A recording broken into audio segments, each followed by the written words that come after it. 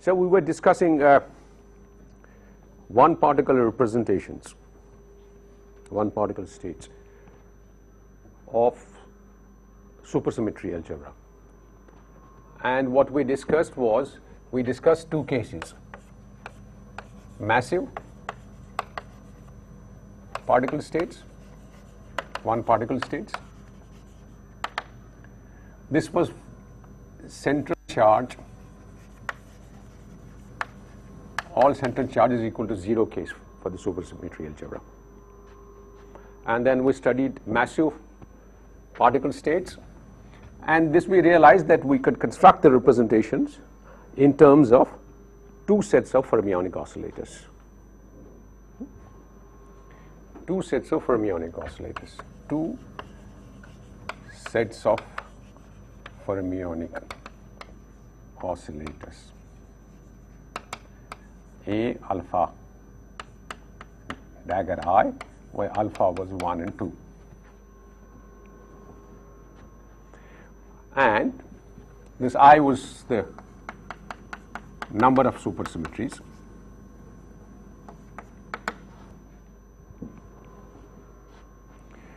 And we discovered that total number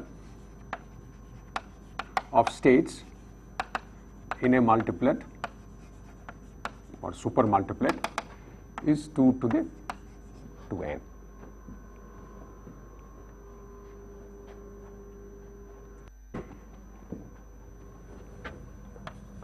And then we constructed several examples of these multiplets. The next one we did was massless one particle states.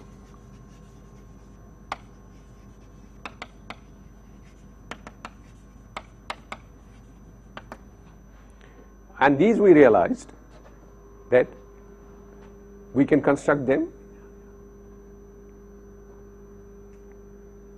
through only one set of fermionic oscillators. So only one set of fermionic oscillators. Creation and annihilation. See, there was also an annihilation one here, right? So here it was A I and A I dagger. And we used this creation operator to generate states from a ground state. And here we discovered the total number of states in a supermultiplet was 2 to the n, half the power 2n here.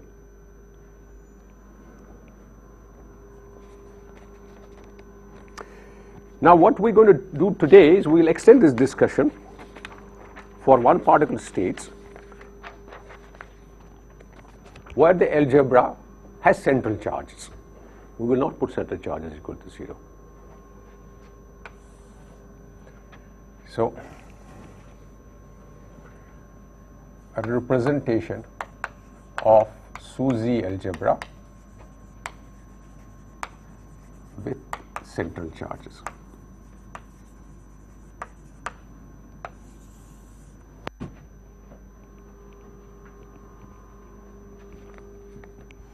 Let's recall what is the SUSY algebra with central charges. Is Q alpha I anti-commutator Q bar alpha dot J is twice sigma mu P mu of alpha dot delta Ij.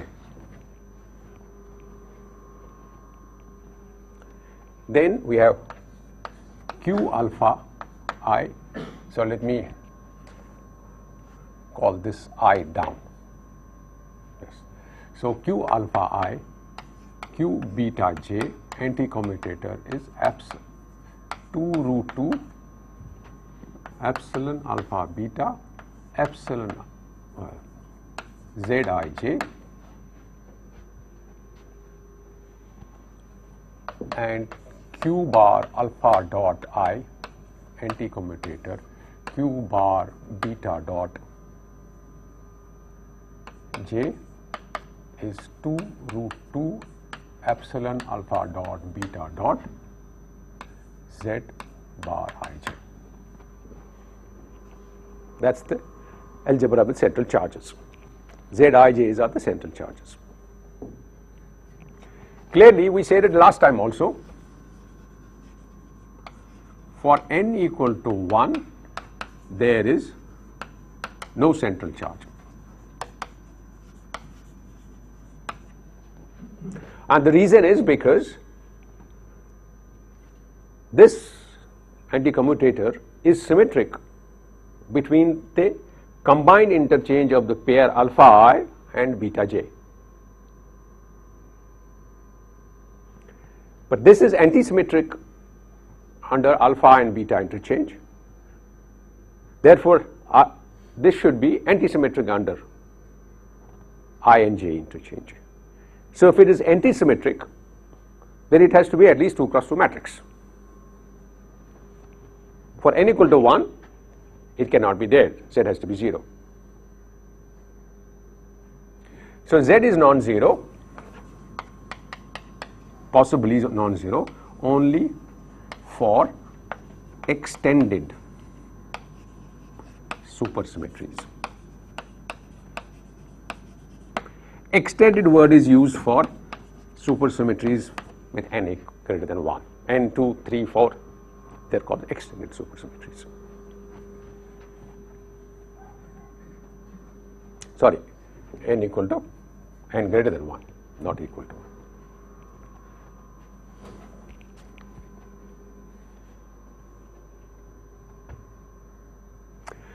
So in particular, let's consider n equal to 2.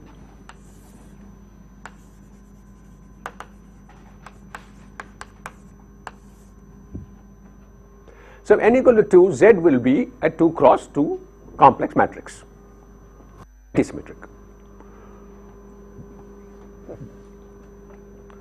which means it will have only one element, one complex element, one complex non-zero element. Zij is only one complex number or one complex charge, because it's central charge, it's a conserved object.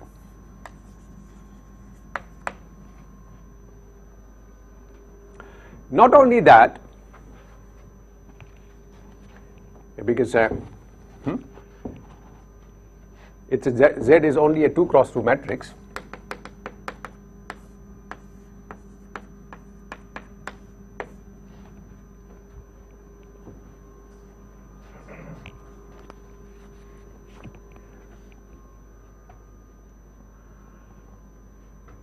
not only that, its phase is also irrelevant.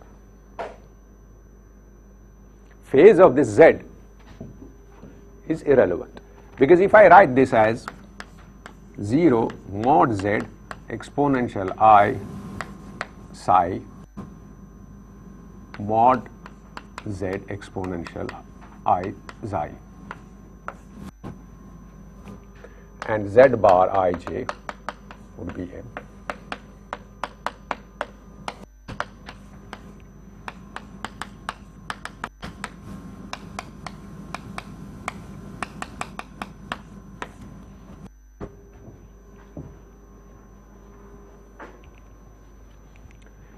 Then look at it. This is the object that we have here.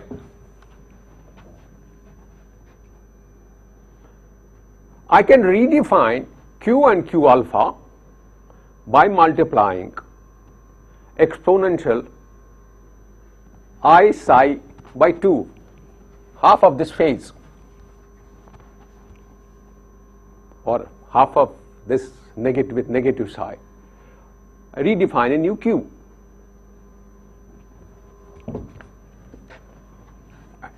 And take the other half into this. So that is simply a redefinition of q's. Why? Because q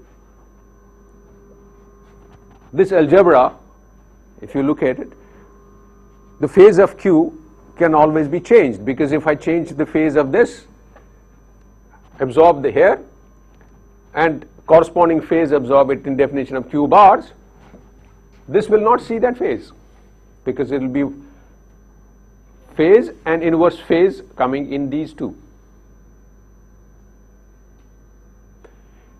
So the phase of this complex charge is irrelevant, because I can absorb away it in the redefinition of the charges. So phase is irrelevant.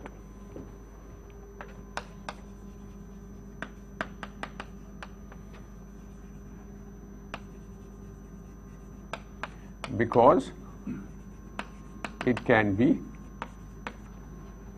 absorbed into the redefinition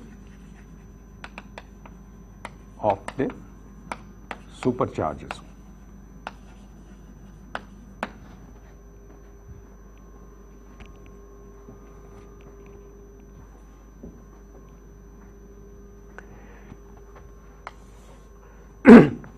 So therefore, now the algebra becomes, let me rewrite the algebra,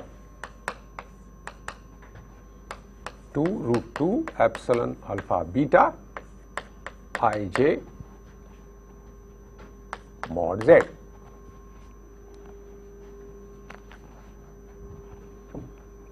Epsilon ij is antisymmetric 2 cross 2 matrix. And similarly, Q alpha I bar dot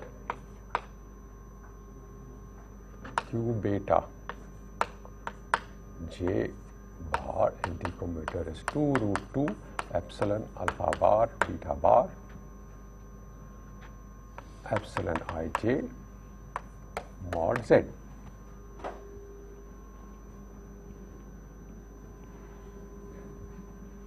And besides that, we have the algebra that mixing the mix generate as barred and unbarred twice sigma mu alpha alpha dot p mu and delta I delta j. And now here I runs from 1 to 2, because we are doing n equal to 2.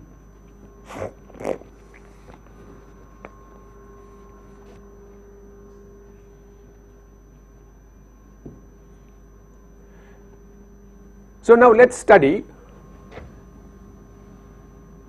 massive representations.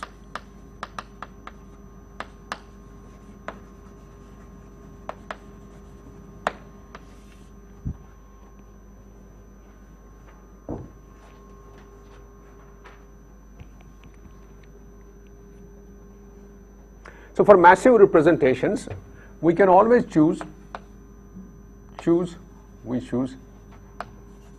the rest frame to describe the properties, which means take P mu to be M 0 0 0. The 3 momentum and this frame is 0, so the 4 momentum has only the component in time direction, and that is the mass in the units that we are working, velocity of light equal to 1.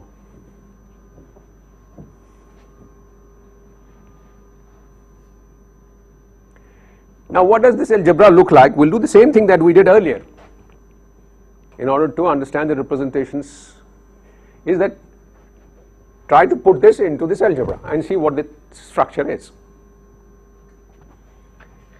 So SUSY algebra now is, let me write the last one first, Q alpha I Q bar alpha dot j anti-commutator is twice m delta alpha alpha dot delta ij, because it's only the 0 component of that is relevant here. Pi is 0, so that is 0 component is m times sigma 0 alpha alpha dot, that is delta alpha alpha dot.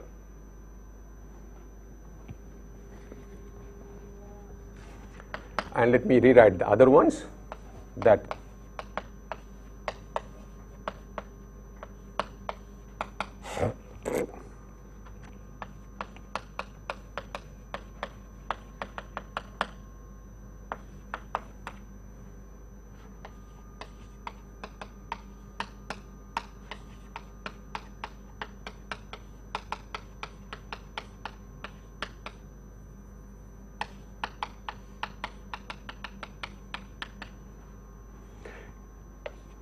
so what we are interested in finding representation of this algebra.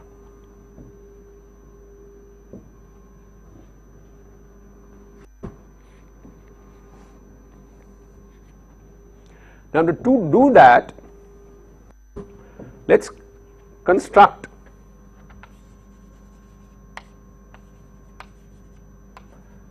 a combination, a set of combinations of these supercharges defined in this particular way. A alpha is 1 by square root q alpha 1 plus epsilon alpha beta dot q beta dot q bar beta dot 2. Is that right? Well, this is beta dot down only, but I define what I mean by this.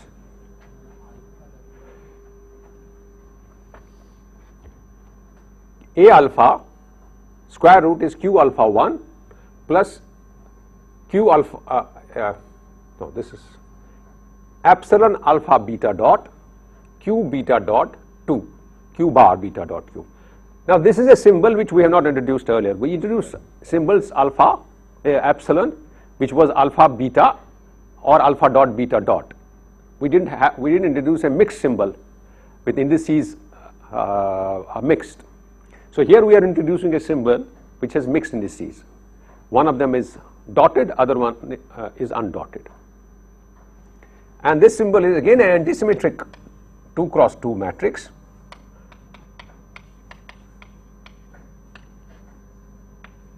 Means if we interchange them, matrix changes sign, and the values, specific values are epsilon 1 1 dot is 0 is epsilon 1 2 dot, sorry 2 2 dot, and epsilon 1 2 dot is minus epsilon 2 dot 1, and that is equal to 1 plus 1, I think. No, that is minus 1.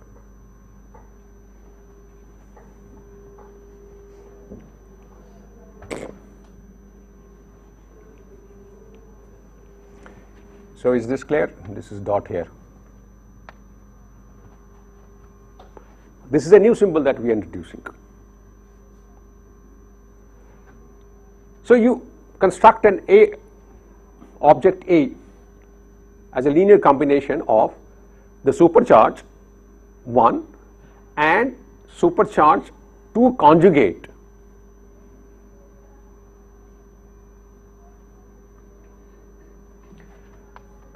And another combination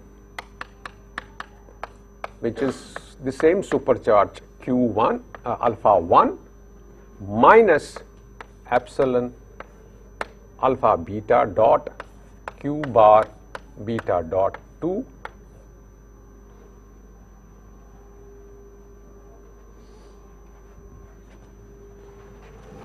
and then conjugate quantities A alpha dagger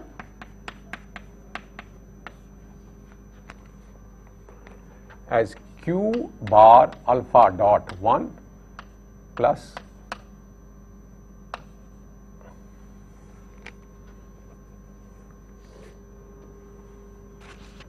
alpha dot beta q beta 2. This is 2 is down, right, in the way we have defined it, and B alpha dagger is 1/2 square root Q bar 1 alpha dot minus alpha dot beta Q 2 beta. So this is simply conjugate of that, but notice it, we have constructed it. The index here on the right hand side I have written is alpha dot, and that I have renamed and called alpha here. I could call it alpha dot also on the left also. Huh? So there is a renaming of alpha dot on the left hand side.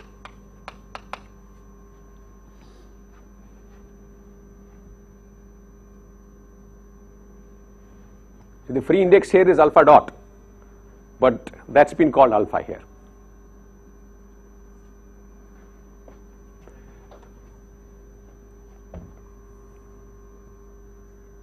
So just construct these kinds of new fermionic objects. If you do that and then use this algebra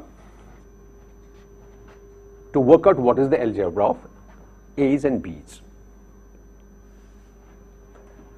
and that's an exercise, and let me give you the answer.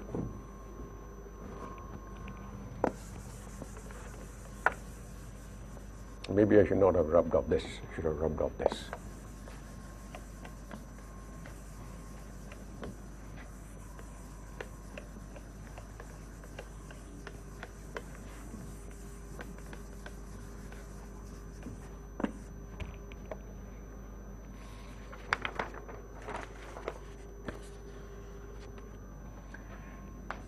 Then the algebra, these new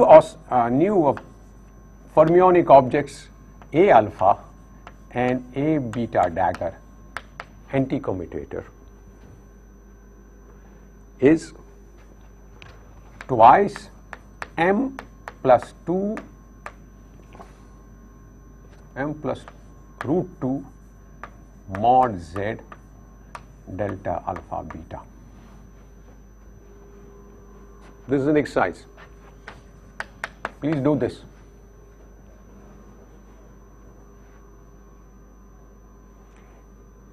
Use those definition of fermionic quantities A alpha and the algebra that Q satisfy, and show that this is what the anticommutator of A alpha and A beta dagger is. Similarly, B alpha and B dagger beta is 2 m minus root 2 z delta alpha beta. Sign difference between the two.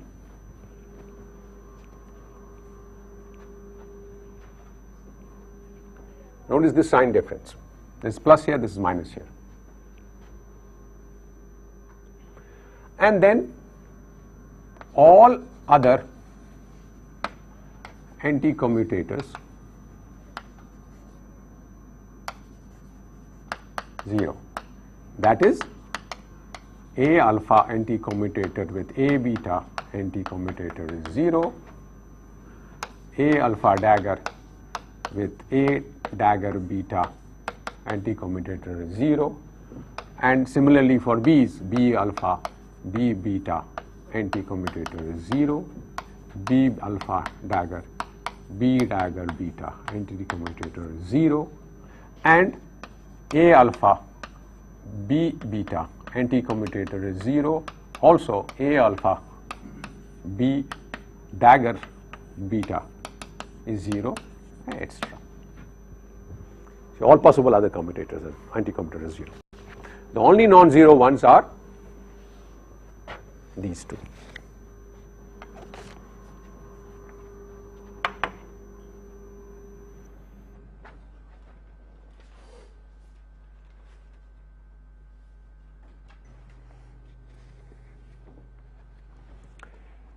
So some properties we can see already here.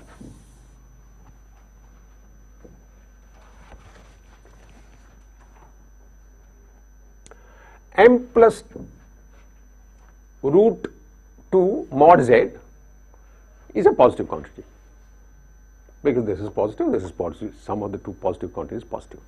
But this can be a negative quantity. Is it clear? Because this, if it's greater than m, this combination, then it could be a negative quantity. But the properties of this algebra tell you that this can never be a negative object.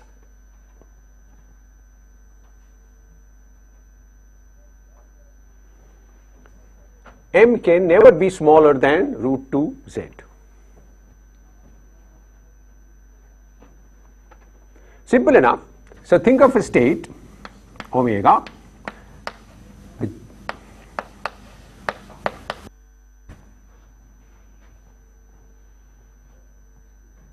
on which B alpha acting is 0, then this algebra tells you that B alpha, B beta dagger acting on omega is 2 m minus root 2 mod z times delta alpha beta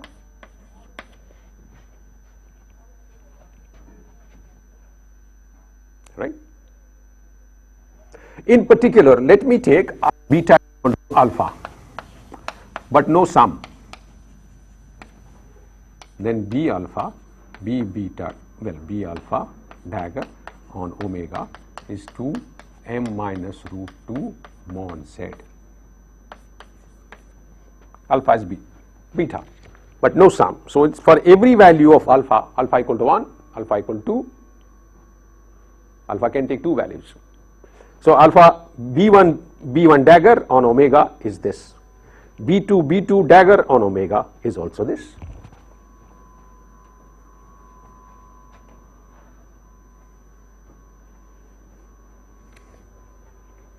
Now if I hit this by omega on the other side,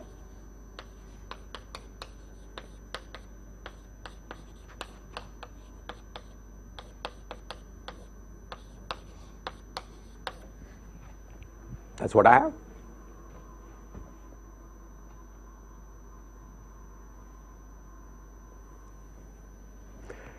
And if I have, this is some number, positive number, if I have normalized this to be 1, so I just take it away, but some positive number.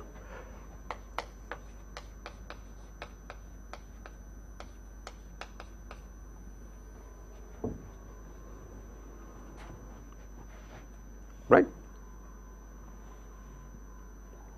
Some positive number which I normalize to 1.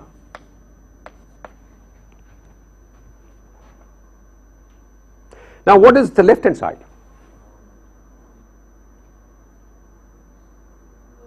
Left hand side is the norm of the state B alpha on omega.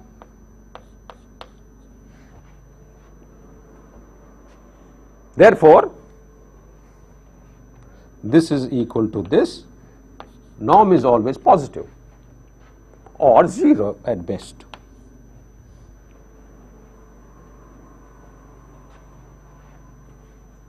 So that tells me that consistency of this algebra implies a result already.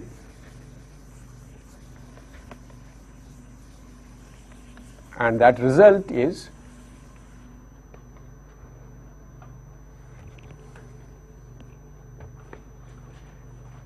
that the representations have the property that m is always greater or at least equal to root 2 mod z.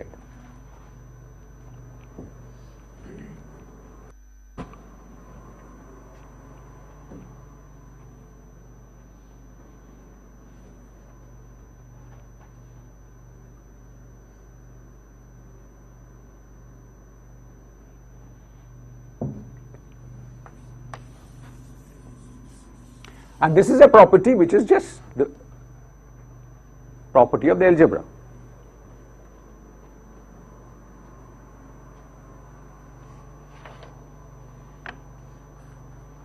So if you write a field theory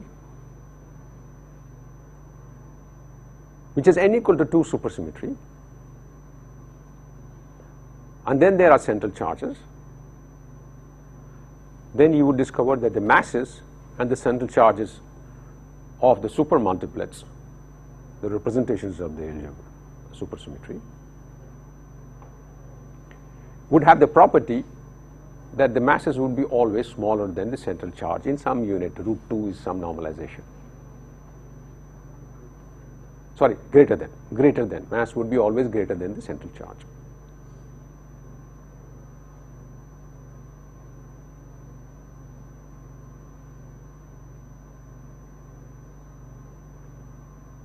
And this has to be a property which has to be true valid on any,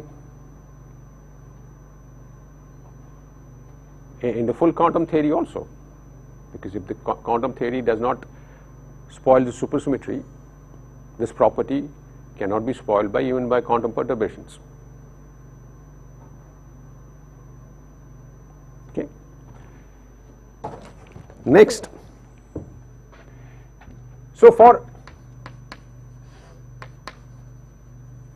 representations with m not equal to root 2 g, greater but not equal, so greater but not equal,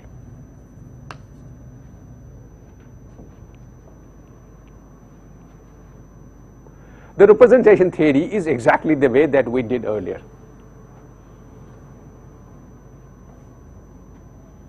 You can construct two sets of, we have essentially constructed two sets of oscillators, A and B. Here we call them AI and 1 and 2. And there's a little more complicated structure in terms of Qs here than there was there, which is in this combination. So the representation theory, the way we developed it there, goes exactly the same way. So there's no change. But there is something special. So same representation theory as earlier for the case without central charges. But something special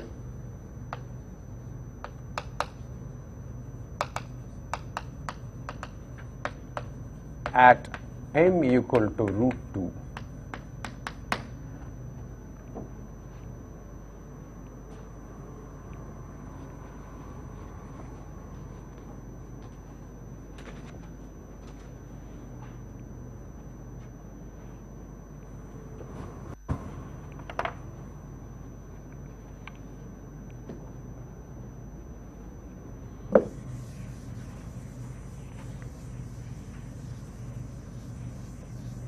and those states whose mass and central charge values satisfy this relation, which is mass is equal to z or root 2 times z in our normalization, are given a name that we already have introduced earlier. Such states are called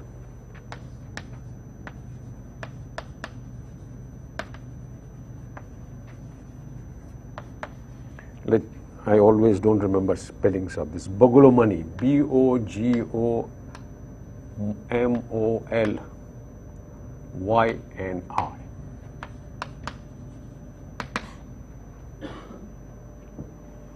If we remember when we were discussing monopoles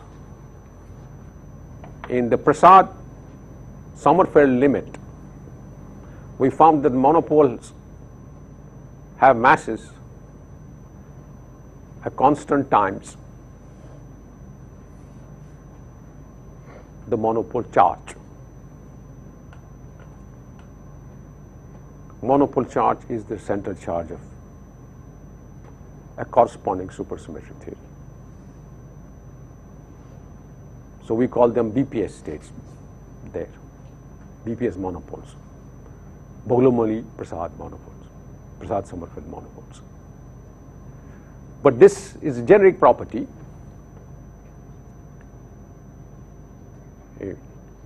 is that there is something special about states which satisfy this, those states as a representation of the SUSY algebra. So now let's construct the representation for those states which obey this relation, Vogel-Monod relation. Now clearly, if we see that when m is equal to 2z, this is 0. So the B oscillators or B fermionic objects that we have introduced here completely decouple from A.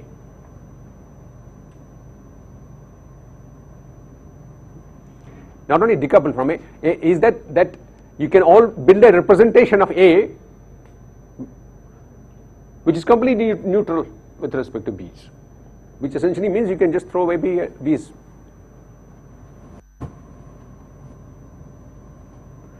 Which means B's acting on this set of states are all 0. So then we are left with only finding representations of the A algebra. Now let me rewrite the A algebra. So representations of Vogel-Monod states or supermultiplets. So rewrite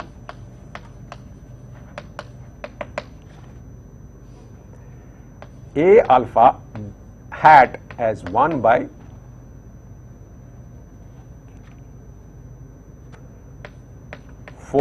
root 4 m A alpha. 2z is equal to m, so that is 2m and 4m. Just take it down here. Square root of this object in one of them, and similarly A hat dagger is root 4m A hat A dagger. Then the algebra of A hat and A hat dagger anticommutator is simply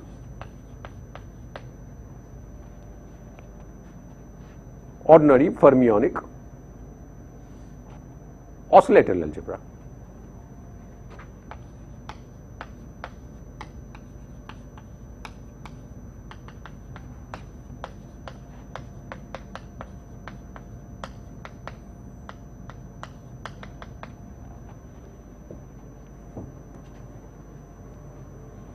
Now we have learned how to construct representation so often. We have used this trick to construct representation so many times. So it's trivial to read off how to construct representations.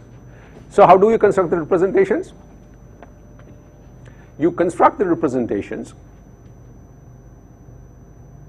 by starting with a vacuum. Start with a vacuum state.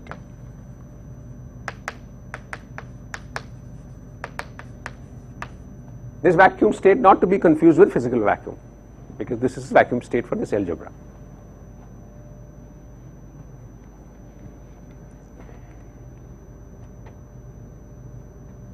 And defined in the usual way, that A hat acting on that is 0.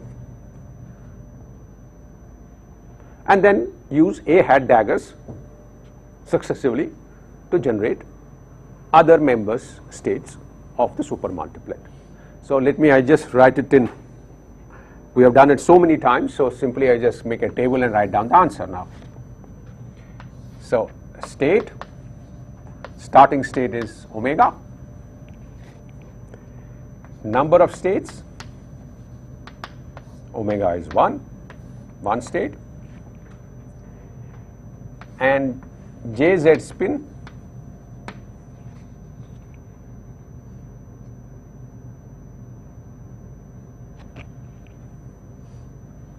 and whether boson or fermion. So if the starting state has some jz spin, let me call it jz, and it could be a boson or a fermion depending upon whether jz is half integer or integer. If it is integer, it is a boson. If it is a half integer, it is a fermion. Now I apply A dagger hat on this.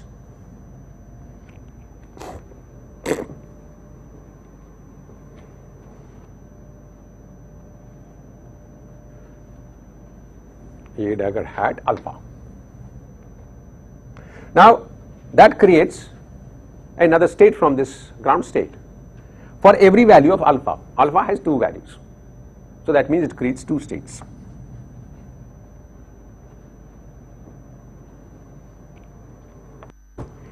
And if you look at how these A's, algebra of A's with the angular momentum generator JL, last time we did it for massless case, we did it for massive case as well as massless case with center charge 0. Do the same exercise here and you will see it's more exactly like what you did for a massless case, which means A1 raises the J spin by half unit and A2 alpha equal to 2 lowers by half unit. So which means this state will have J spin Jz minus half and Jz plus half.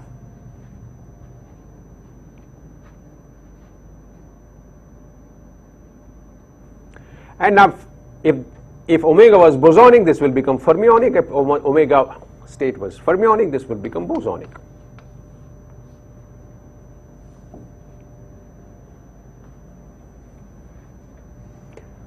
Next, apply two A daggers on omega. Remember, alpha cannot be equal to beta.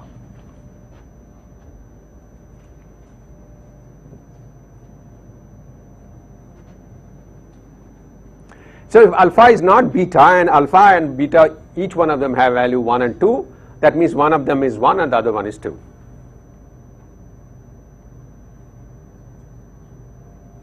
So therefore that means there is only one state, because there is only one pair of indices that you can attach here, 1 and 2, and 2 and 1 is the same as 1 and 2, because that is anti-commit by changes just simply sign. So we have one state here.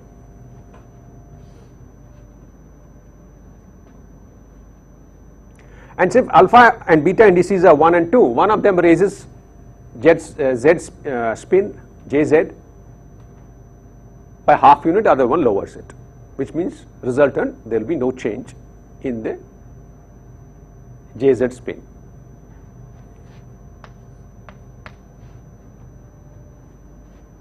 And then if this was bosonic, two fermionic oscillators hitting on a bosonic state, still leave it to be bosonic. If it is fermionic, this one will also be fermionic.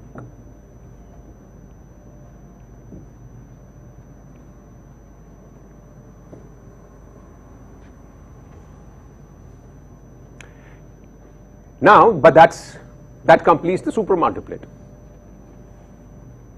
There are no more states that can be generated. So therefore, this state, this supermultiplet,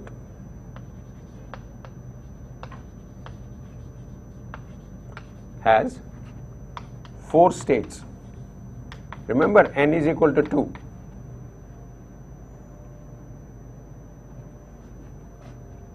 And 2 of them are bosonic and 2 fermionic, or other way around, 2 of them are fermionic and 2 bosonic. Equal number, 2 bosonic plus 2 fermionic.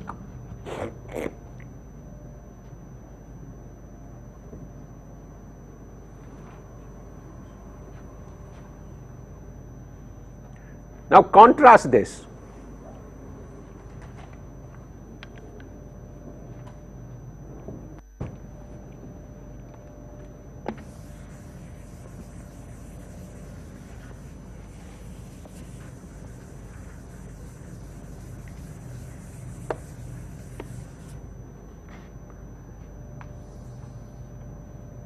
For massive central charge 0 representations of n equal to 2 SUSY total number of states is, I think we wrote it over there, n to the 2n, and n equal to 2 is n to the 2 to the 2n, and n is 2, so that means 2 to the 4, and 2 to the 4 is 16. So instead of 16 states of this massive multiplet, we have only 4 here.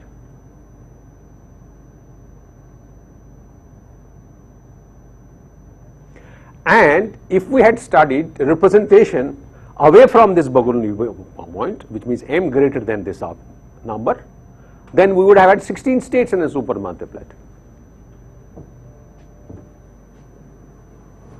because that representation is the same as is the representation without central charges. So at this point, when the mass is equal to central charge, something drastic happens. The representation from being, which otherwise would have been 16 components, 16 states, has become only 4 states.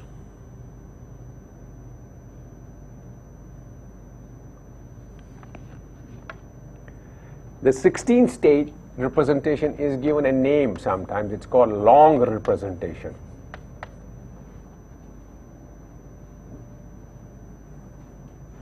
And this is called short representation.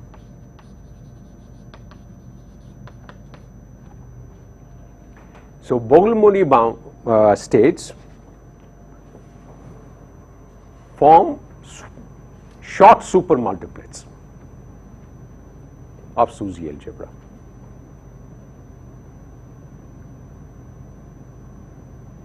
One. So one point to notice is this, is that the Bernoulli states have 4 supermultiplets as 4 states, whereas massive one would have 16 of them. Now let's look at n equal to 2 massless representations.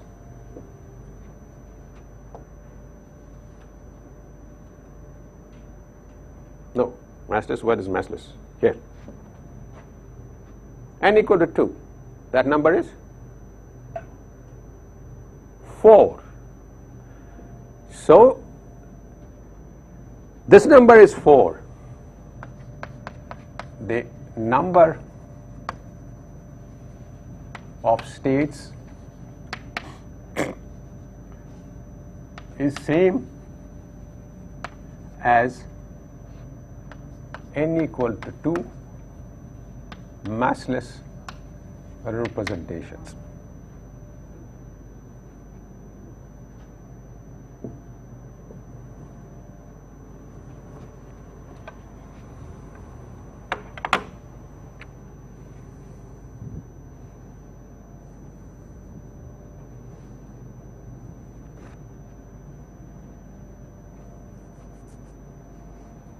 This is an important property, that n equal to 2 massless theory has the same representation as n equal to 2 representation for Bernoulli states, massive Bernoulli states, not all, but Bernoulli states. If you were doing field theory with n equal to 2 supersymmetry, and you constructed it first, there is no mass in your theory, so you construct it in terms of massless fields only. Then you introduce masses through spontaneous symmetry breaking. And when you introduce masses with spontaneous symmetry breaking, we did it so many times, earlier, by giving vacuum expectation value to a scalar field sum. Then you would generate masses for the states.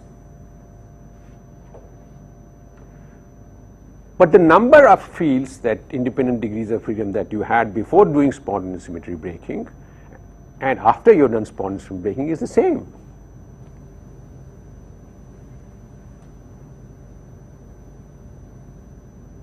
But now you have massive states after supersymmetry, spontaneous symmetry breaking. So that clearly tells us that the only way they can be forming a representation of supersymmetry algebra, because they have to be represented in supersymmetry also if I start with the supersymmetric theory,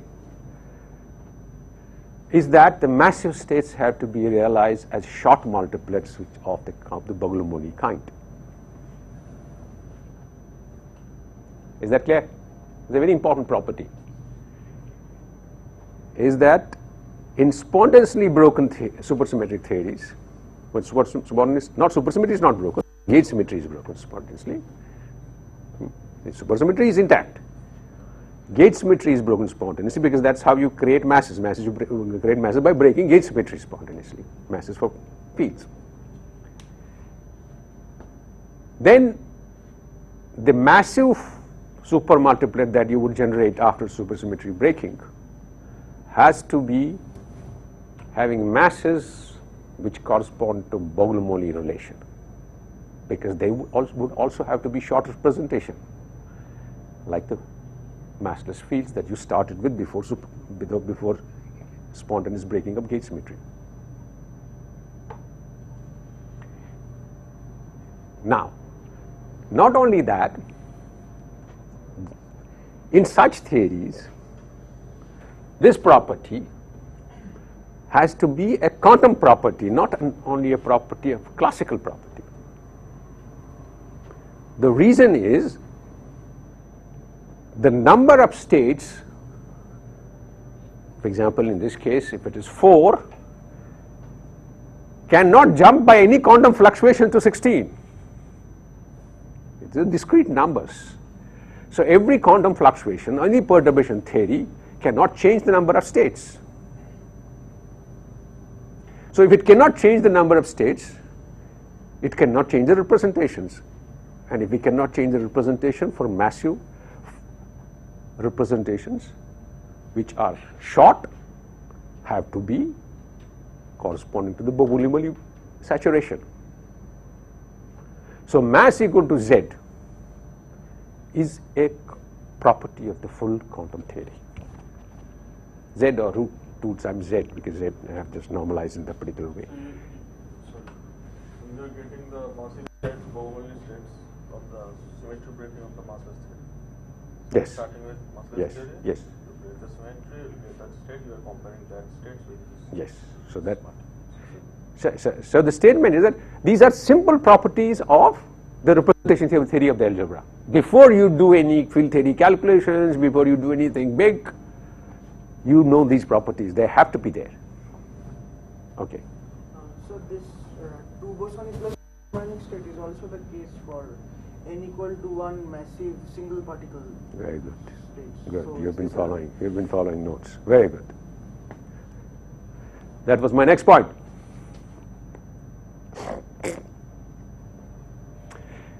So this is one property. And this is also a property which is very satisfying, because otherwise how would we understand spontaneous symmetry breaking of gauge symmetry in supersymmetric theories? Because by spontaneous symmetry breaking we introduce masses, and mass representation and massless representations, if they have to be so distinctly different, then how can we arrange supersymmetry to be there? And the reason is because the massless theory of massless states and theory of massive states with this special property is the same.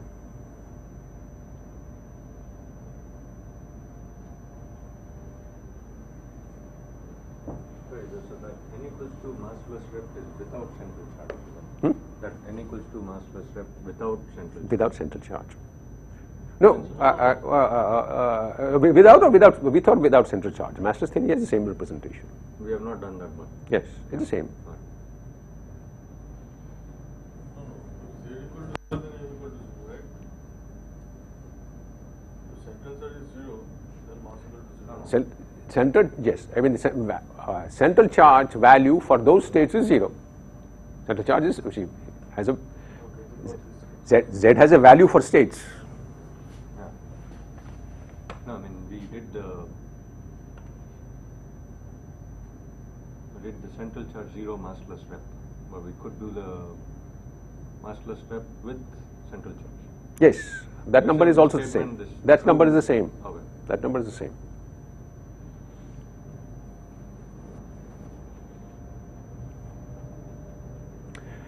And the next observation is what has been already made. Not only are all these things that I said right, but there is another property that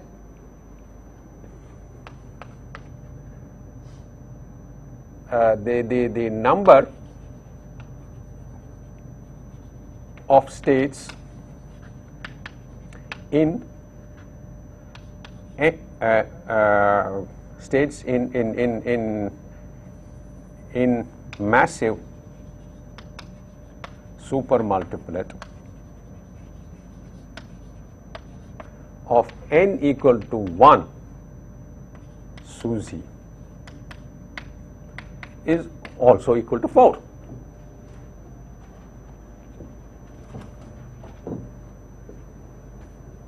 N equal to 1.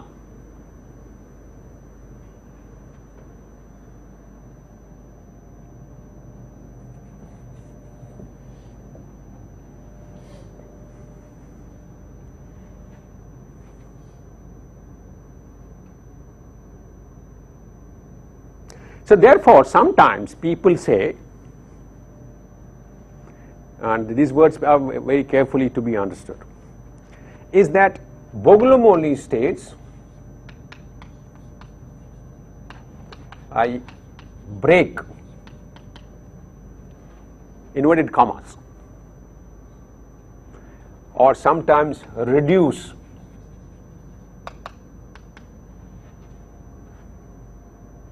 supersymmetry from n to n by 2. So from n equal to 2 to n equal to 1.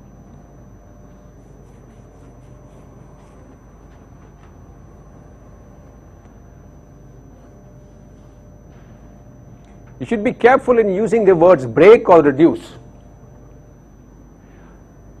because it is not that supersymmetry is broken. Sometimes people use so liberally that people start almost confusing them that as if supersymmetry is broken. Supersymmetry is not broken. It is in the sense that these states are completely inert with respect to half the supersymmetries. We constructed these A oscillators and B oscillators. B oscillators acting on all these states, B daggers both, are 0, which means these states are supersymmetric trivially, each one of them under those half the supersymmetries. Is that clear? That's for Bogomolny states. So they are trivially supersymmetric under half the supersymmetries.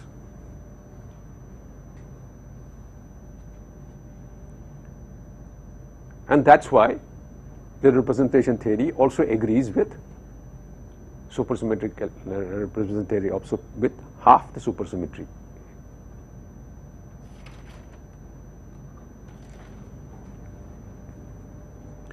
But this you will come across in literature very often this being said. BPS states break half supersymmetry, monopole states break half supersymmetries. The break is in this sense. It's not that other supersymmetries are lost, they're trivially implemented.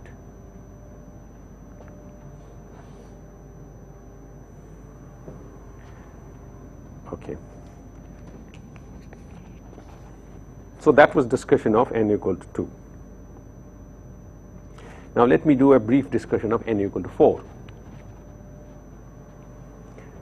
Now I can rub off this because this is I wanted to write this in the beginning to make these points. In fact, in last midterm exam I had given you an exam one exercise which was to count to work out masses of perturbative states after supersymmetry breaking, sorry, after gauge symmetry breaking, right? And if you look at that multiplet, that's the supersymmetric theory. I didn't tell you that it is supersymmetric theory. It is n equal to 2 supersymmetric theory, field theory. And just look at what states it has, and you will see that it has, all those states are BPS states forming short multiplets.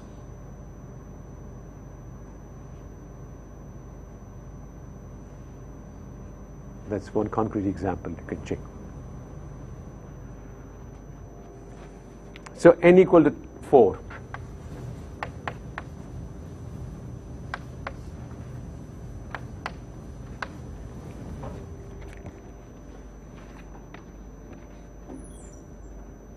So n equal to 4, we have central charges Zij. I is 1, 2, 3, 4, and j is 1, 2, 3, 4. 4 cross 4, antisymmetric matrix. 4 cross 4 antisymmetric matrix has only 6 independent components. 6 independent components. Call them Z12, Z13, Z14, Z23, Z24, and Z34. 1, 2, 3, 4, 5, 6. So why don't you consider that n equal to 3? N equal to 3? I don't know. It's not interesting.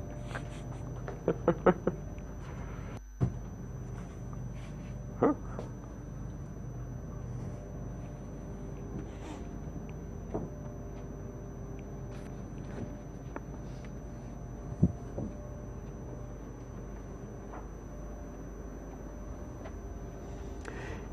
Now you can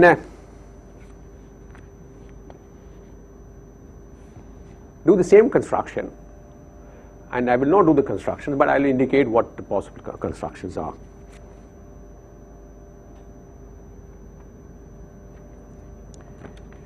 Now clearly for Bogomolny states,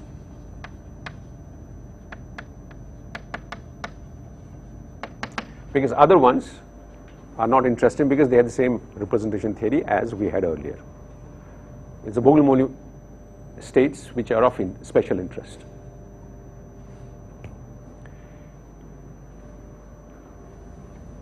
States form again short multiplets.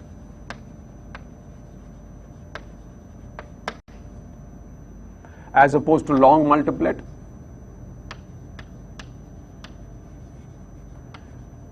Long multiplet would have how many states? Massive multiplet is supposed to have 2 to the 2n. N is 4.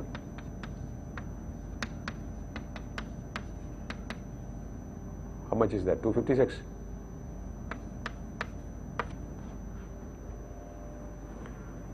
As opposed to this, Bogomolny states will have short multiplet. And short multiplets, exactly from what we have learned for n equal to 2, will be the same size as the one of the massless theory.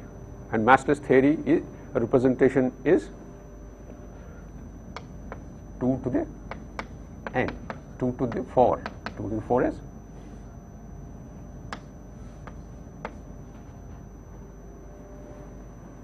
16, that's right.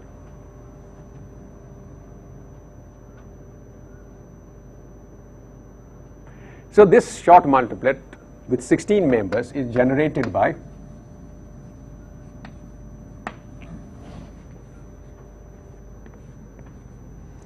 set of oscillators, fermionic oscillators.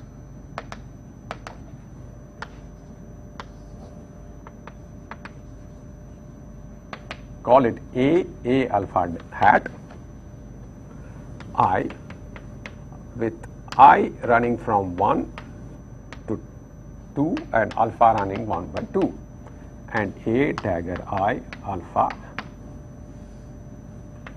I 1 to 2 and alpha 1 2. So you need 2 sets of oscillators.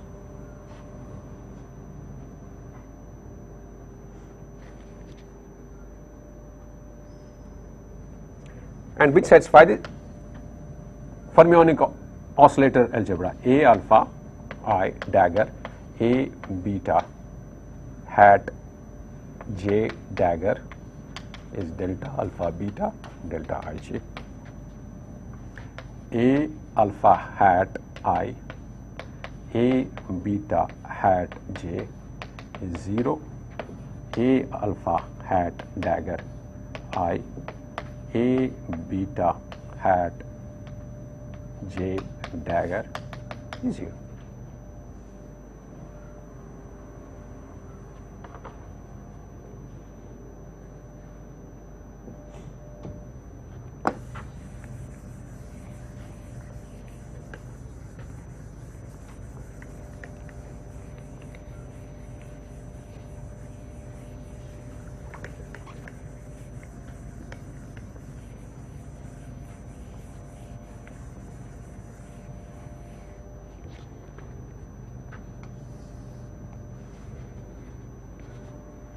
And now you vacuum such that A alpha hat I acting on vacuum is 0, and construct all other states by successive application of A daggers. So let me make the table: state, vacuum, number of states 1, and Jz eigenvalue, Jz spin. So let's say it was Jz starting with. Apply 1 A dagger at I on this. I takes two values 1 and 2, that's number of supersymmetries. Wait, number of supersymmetry is 4, but I takes only half the values. The corresponding B oscillators that you have to construct from this theory are trivially 0 on these states. And alpha is value 1 and 2. So that makes this set to be 4 states.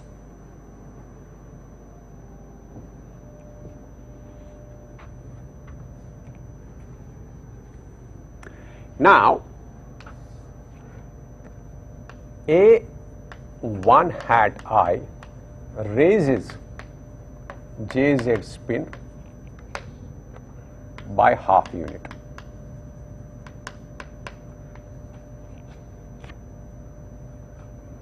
Dagger.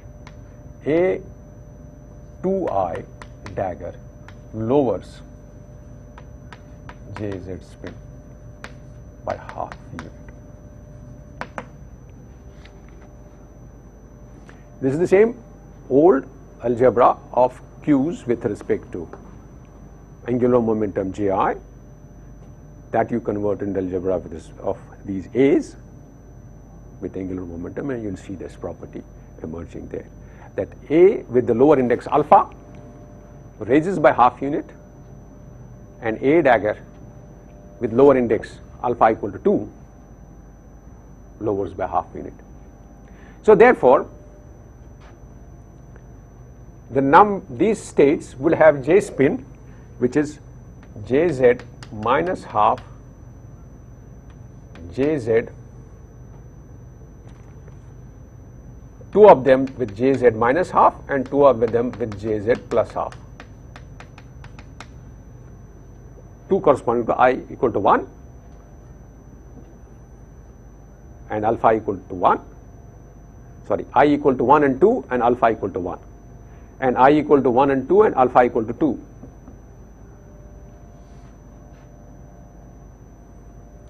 Then let take 2 of them.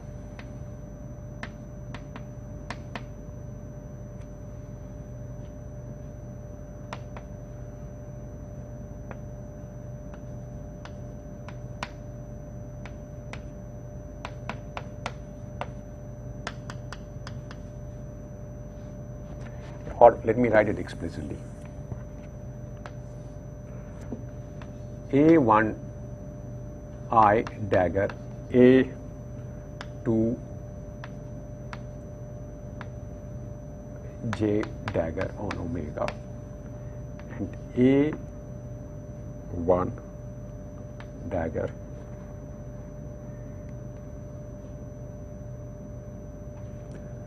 A2 dagger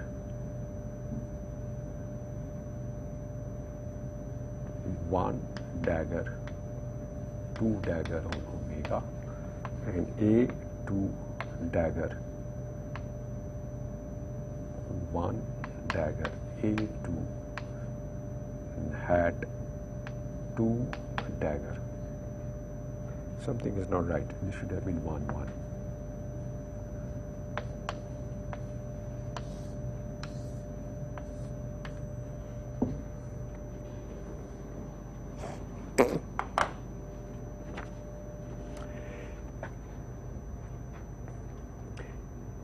If the lower alphas are same, let's say 1 1,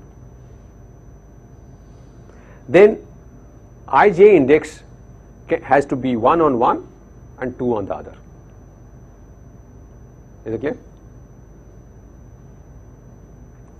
If the alpha indices are common, because the pair cannot be repeated, so one of them has to be 1 and the other one has to be 2. Now it doesn't matter which order do it, because that if you do change the order, that's only minus of that. So that is one state. Now if the lower ones are 2 2, then I and j values can be 1 and 2, 1 in one place and 2 in another place. They cannot be both 1 1, they cannot be both 2 2.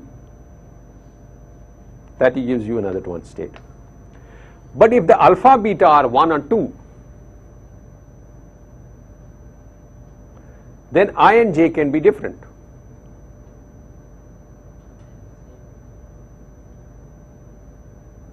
And the number of ways that possible values for I and j are is 2 times 2, because all possible pairs are possible. That gives you 4 states.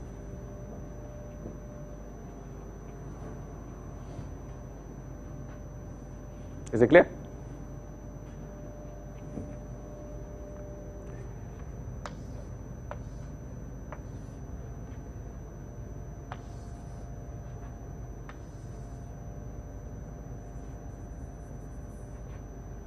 Now the jz value, one lowers jz spin by half value, alpha 1 equal to 1 and alpha equal to 2 increases it. So therefore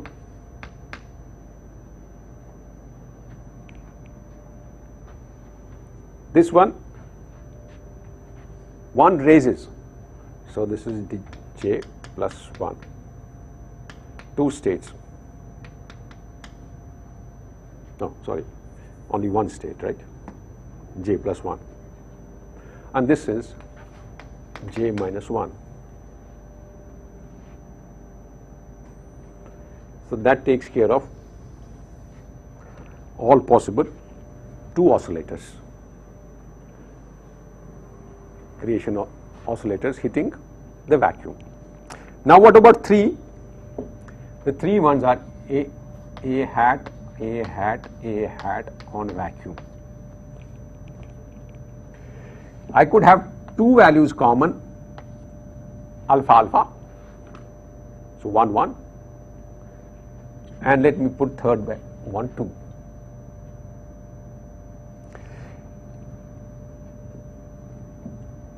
Now this can be 1 and 2, and this can be any one of them.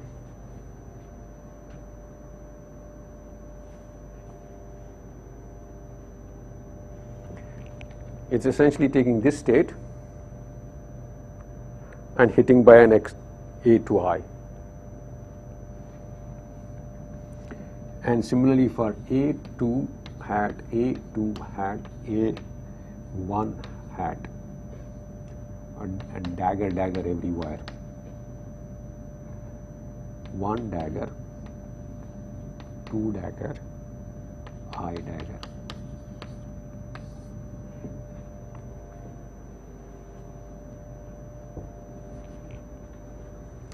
And for this, for I equal to 1 and 2 values, these are 2 states, and I equal to 2, these are 2 states.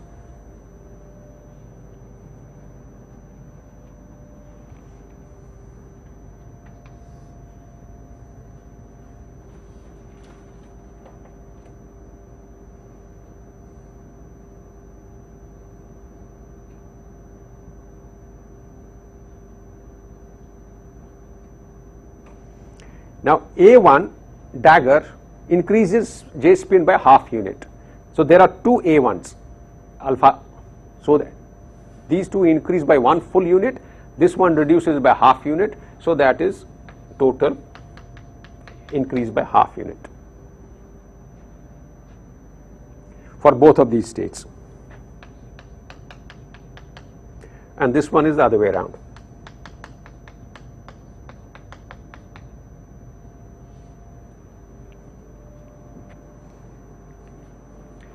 That takes care of the 3 oscillator states.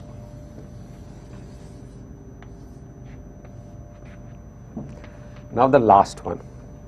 Last one is A1 had 1 dagger, A1 had 2 dagger, A2 had 1 dagger, A2 had 2 dagger on, and there's only one state of this kind, because that's the number of states where every oscillator hits 1.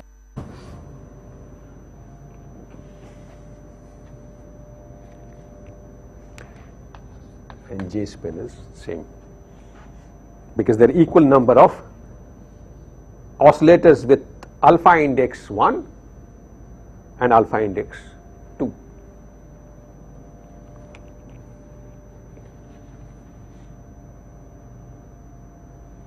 Now let's count what is the total number of states.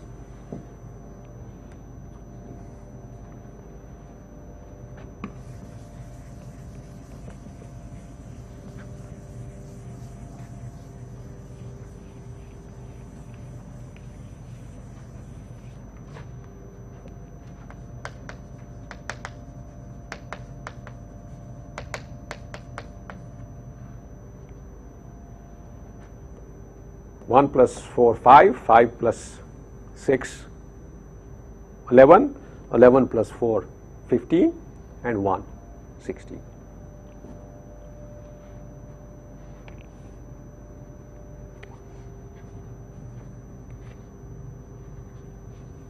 And that is the same as number of states in n equal to 4 massless, number of massless states, or states in n equal to 4 massless supermultiplier.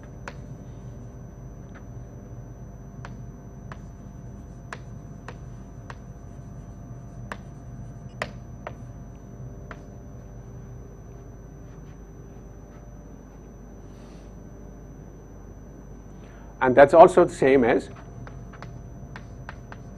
number of states in n equal to 2 massive supermen.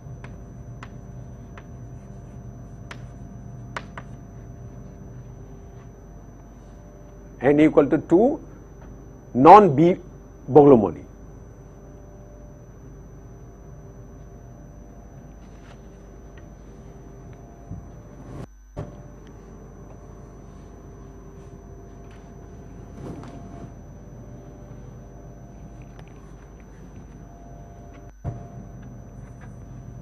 Without central charge.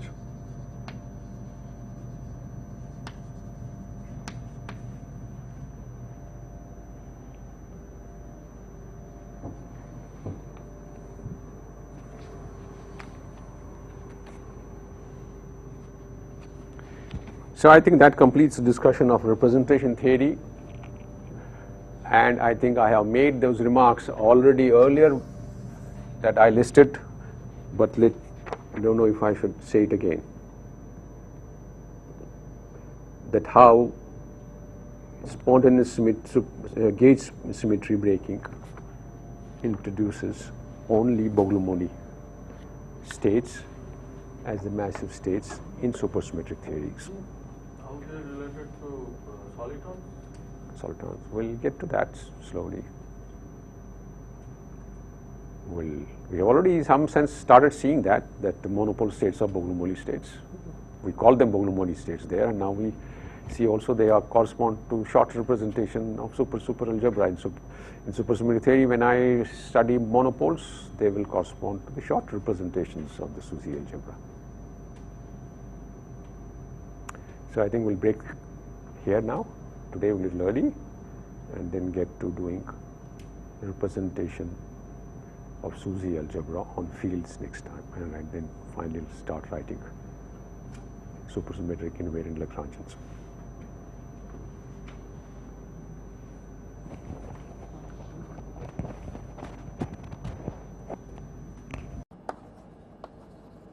Okay, so if MF is 0, then the function is entire. Okay, this is notation which will be used throughout the lectures. Okay, now one thing one immediately sees, that the data are not uniquely determined. For instance, if one applies the application formula for gamma function to any of these gamma factors, one obtain another set of data, because this lambda, this mu, q are changed, and hence, since these are not uniquely determined, a notion arises, the notion of invariant. So data are not unique, but gamma, one can apply some gamma formula. The application is the simplest example. And so, notion of invariant. And essentially, invariant is some expression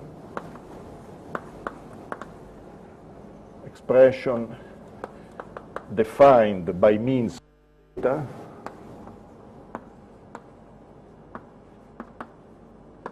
but depending only on F. Okay, so this is what we call an invariant, something which is defined by a set of data which are not unique, but whatever set of data you take, the result is always the same and depends only on the function f. And these are important things. There are important examples. The basic, the most important, probably the most important invariant of the Selber class is the degree.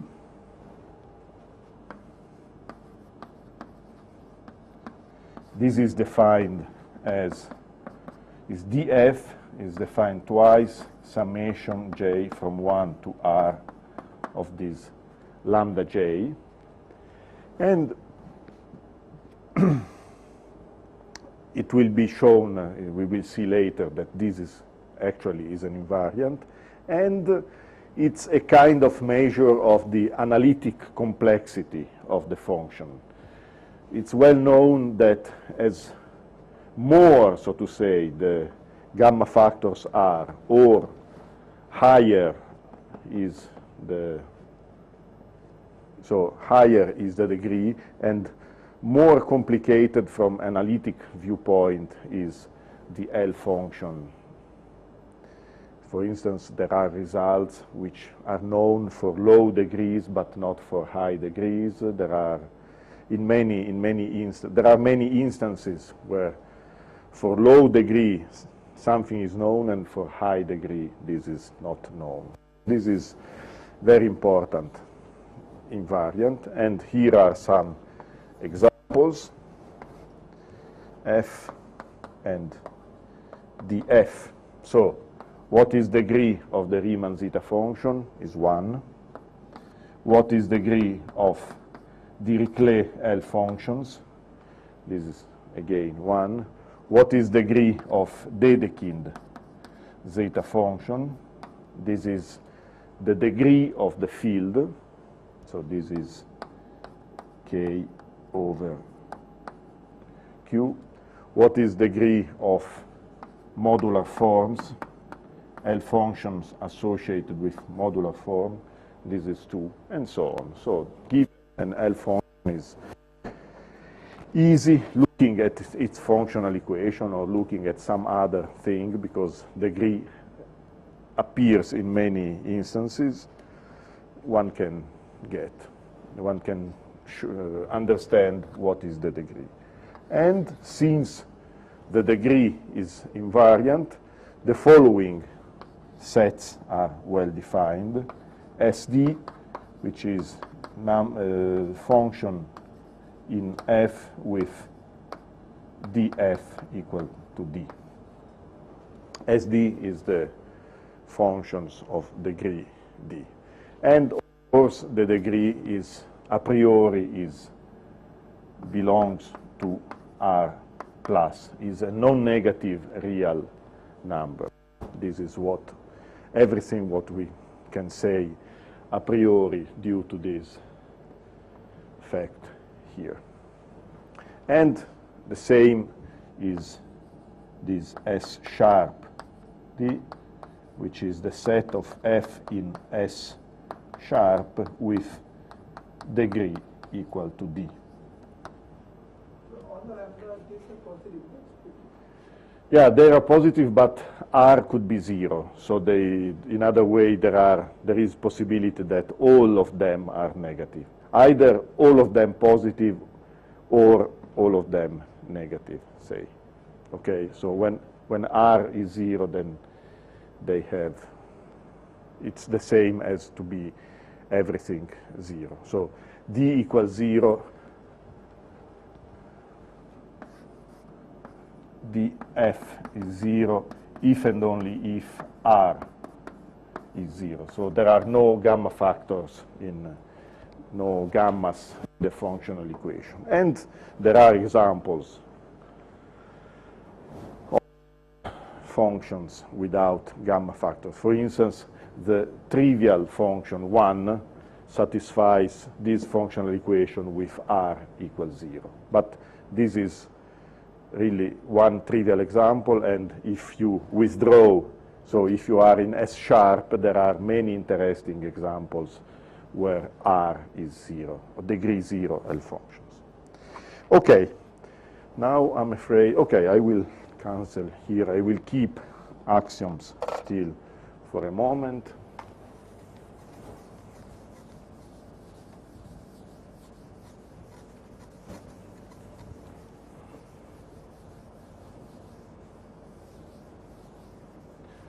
Okay, so degree is defined, and then, so to say, the second, but still very important invariant is conductor.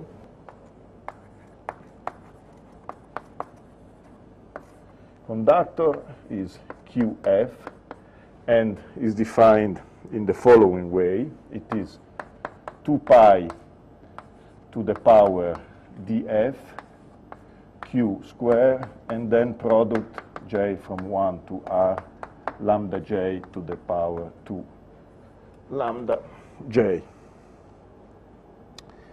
And this is written in this general form.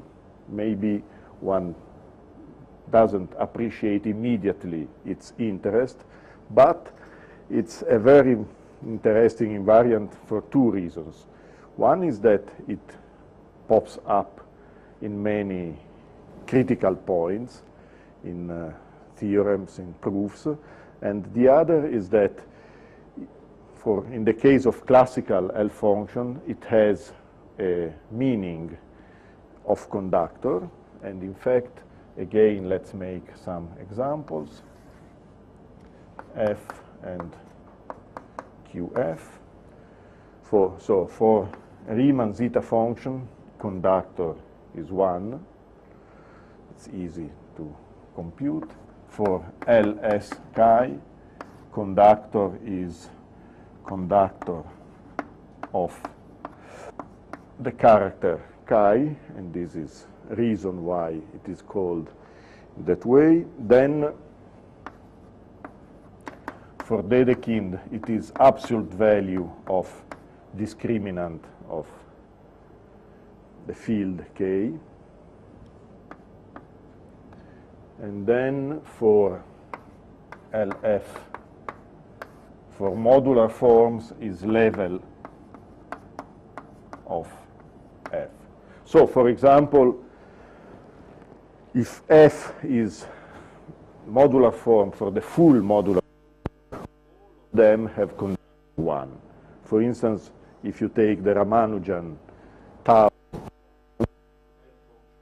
with it has conductor 1.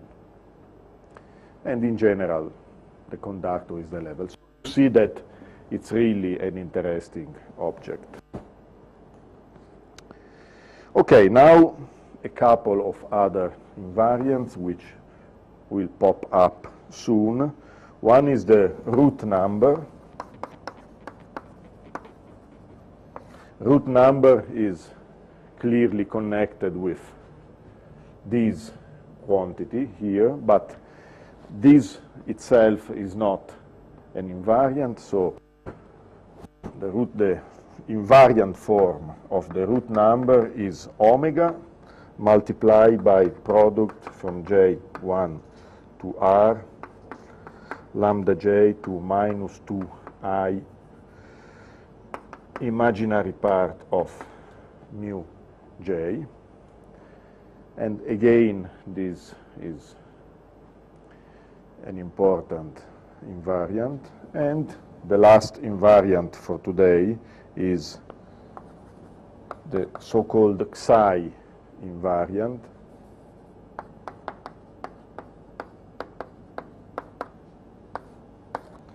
which is Xi f, which is twice the sum from j to 1 to r mu j minus 1/2.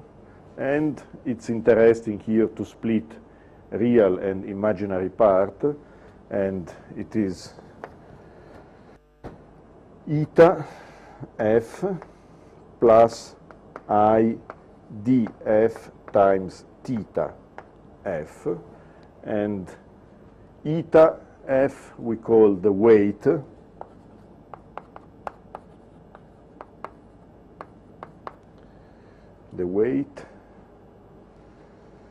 and due to terminology of modular forms, and this one, d is the degree, and theta is the internal shift. Theta f is so-called internal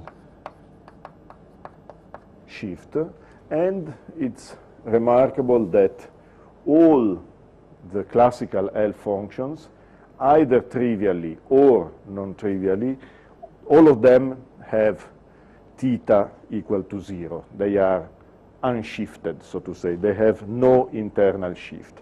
This is trivial for all cases apart from the case of Hecke L functions, and in that case, for Hecke L functions of algebraic type, say, and the fact that theta is 0 is a consequence of the fact that the character is normalized. There is, when the Hecke character is normalized, this means that theta f is 0. Okay, so for the moment, we believe that all of these are invariants, but in the last lecture, okay, we will see soon that degree and conductor are invariants, but the last lecture will be devoted to the theory of invariants, and it will be clear from that lecture that all of them are invariants. And then, before canceling, or maybe I can already cancel, no, let me keep axiom for a little bit more. And I spoke about internal shift, and let's see now some operations which can be made on functions in Selberg class or in the extended Selberg class.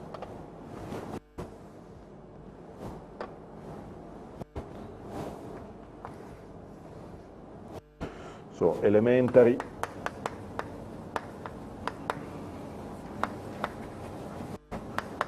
operations. Okay, the first thing which observes is that both S and S sharp are semigroups, multiplicative semigroups. One can freely multiply function and the product still belongs to the Selberg, to the class. So S and S sharp are multiplicative semigroups. So one can multiply. And what is the, let us see what is the behavior of the two main environments under multiplication.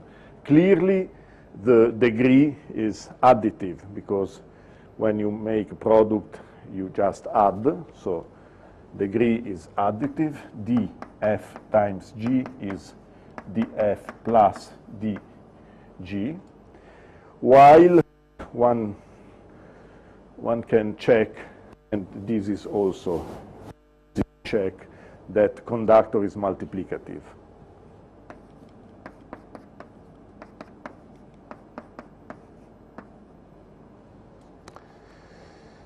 Okay, so the simplest operation is multiplying functions, and this operation of multiplication gives rise to the concept of primitive function.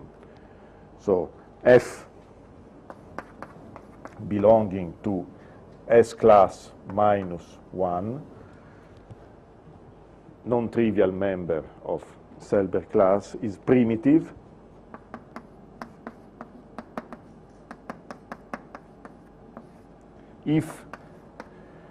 if you write f as f1 times f2 with fj in Selberg class, then both of them, at least one of them, f1 or f2, is equal to 1. So at least one. So you cannot factorize in a non-trivial way. So in other words, primitive elements of the Selberg class are the irreducible element of this group. And of course, primitive functions are the basic elements because all the other can be obtained by this multiplication operation. And then the last operation, let me write it here, is shifting. When you take f in extended Selberg class and entire, then if tau is any real number, f tau of s, which is f of s plus I tau, is in S sharp. So this is called a shift translation, vertical translations. So vertical translations of entire elements of extended Selberg class still belong to extended Selberg class, and of course if f is in Selberg class, shift is in Selberg class. And this is the property entire is required. Why? Because if f has a pole, the pole must be at 1. So poles are allowed only at s equal 1. So this is the situation. Okay, and then let us, maybe I have to be a bit more quick, but it's important that the basic things are clear. And concerning Euler product, the axiom has to be explained, and then meaning of axiom 5 is that it's easy to show that f of s can be written as product over p of fp of s, where fp of s is summation from m to 0 to infinity a p to the m p to the ms. So, in other words, this fifth axiom means that coefficients are multiplicative.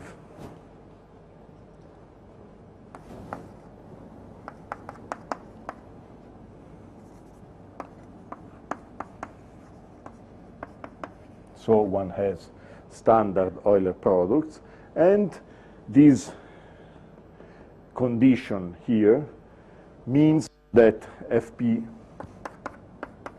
the local pth factor, is non-zero for sigma greater than theta. So in particular for sigma greater or equal than 1/2, since theta is less than 1/2, and this will be a crucial ingredient in many results.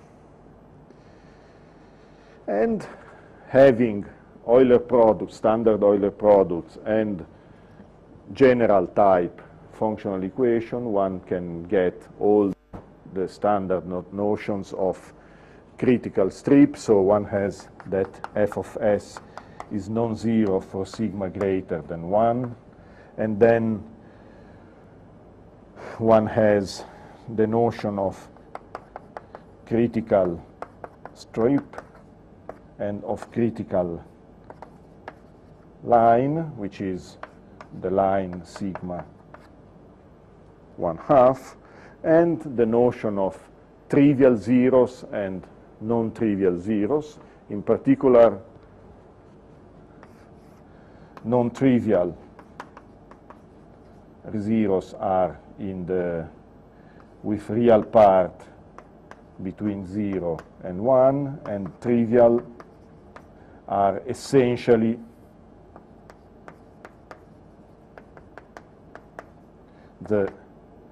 located at the poles of factor of the gamma factor, apart possibly from the zero, from the trivial zero at 0, which requires a little bit more care, but essentially this is the situation. So the trivial zeros come from poles of gammas as usual, and the non-trivial zeros are in the critical line, in the critical strip. And Selberg conjectured that GRH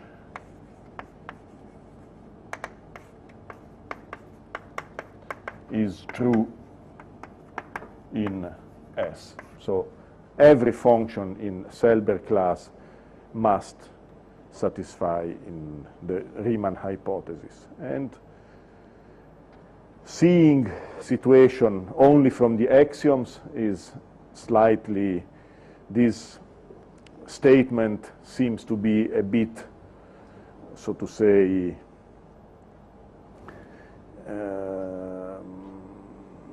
there is no really reason why such a statement must hold in such a general class, because you see you have a general Euler product, but the point, I think, which is behind this conjecture by Selberg is that, in fact, this general axiom, the only functions which satisfies these general axioms are the classical L functions, and for the classical L function, the Riemann hypothesis is a standard conjecture. So what is, in my opinion, behind that statement is that these axioms, in fact, force a function to be one of the classical L functions, and then for them there are, so to say, good reasons to expect the Riemann hypothesis.